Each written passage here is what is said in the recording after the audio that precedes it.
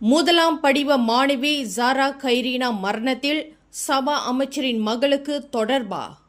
சபா பாப்பார் Tun Dato Mustafa சமய தேசிய இடைநிலைப் பள்ளியின் முதலாம் படிவ மாணவியான 13 வயது ஜாரா கைரீனா மகாதீர் மரணத்தில் தனது மகளுக்கு தொடர்பு இருப்பதாக கூறப்படுவதை சபா அறிவியல் தொழில்நுட்பம் மற்றும் புத்தாக்க அமைச்சர் டத்தோ டாக்டர் முகமது அரிஃப் மறுத்துள்ளார்.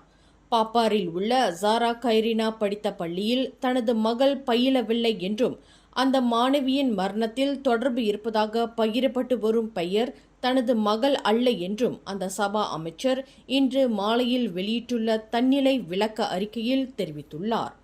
கடந்த ஜூலை 16ஆம் தேதி அதிகாலை 3 மணியளவில் தாம் தங்கியிருந்த பள்ளி ஹாஸ்டலின் 3வது மாடியிலிருந்து ஜாரா கைரீனா கீழே விழுந்ததாக கூறப்படுகிறது. கடுமையான காயங்களுடன் கொத்தகினபாலு குவீன் எலிசபெத் 1 மருத்துவமனையில் சேர்க்கப்பட்ட அந்த மாணவி மறுநாள் மரணமுற்றார். அந்த மாணவி சொந்தமாக கீழே விழுந்தாரா, யாராவது தள்ளிவிட்டார்களா அல்லது பகடிவதை செய்யப்பட்டாரா என்பது குறித்து தற்போது போலீசார் ஆராய்ந்து வருகின்றனர்.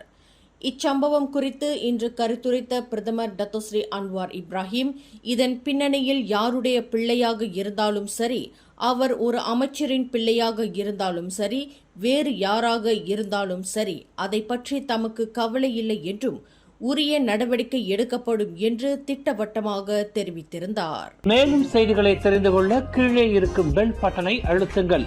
உங்கள் மகிழ்ச்சியை வெளிப்படுத்த லைக் மற்றும் ஷேர் செய்யுங்கள்.